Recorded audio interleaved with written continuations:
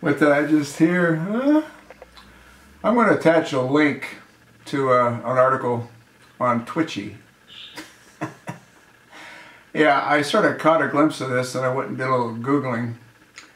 You know that airhead who used to work in the State Department?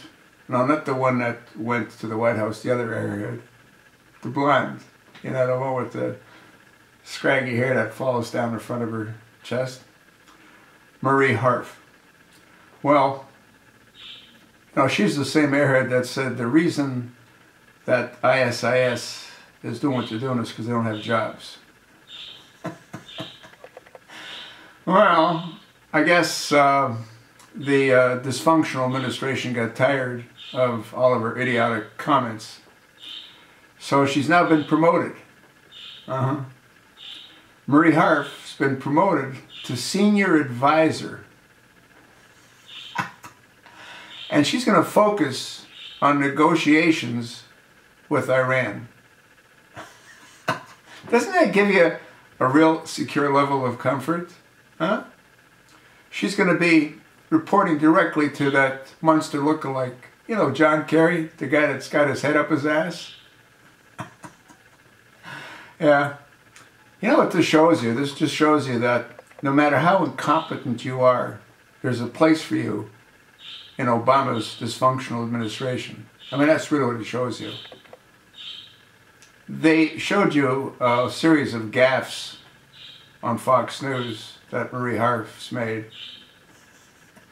They're actually rather humorous, and they'd be real funny if she wasn't in such a serious position that she was in. Now, working as a senior advisor negotiating with Iran makes 0 sense. What does Marie Harf know about negotiating? What does Marie Harf know about Iran? Well, the answer is, in all probability, nothing, which is why she's perfect for the role and working for that airhead, because they're both airheads. The Secretary of State is a complete nitwit. Marie Harf, I wouldn't call her a complete nitwit. I think that she'd have a hard time finding a job at McDonald's. But hey, when you're one of the many chosen by this administration, it doesn't matter how incompetent you are. It doesn't matter how many idiotic comments that you make. No different than Josh Earnest, you know, the press secretary, when he talked about, hey, what, if we make a mistake, we should put our head on fire? These people are laughable if they wouldn't be in the positions of power that they're in. Now, Marie Harf isn't in a position of power, but she reports to what I would consider a nitwit, and that's the Secretary of State, Kerry, the ketchup king. And who's he report to? He reports to the Manchurian candidate, Barack Hussein Obama. You know, for you viewers that aren't aware of this, the first time we heard of his middle name, which I think is made up as well, I don't think there's any document that's legal, that isn't forged, that has Hussein on it.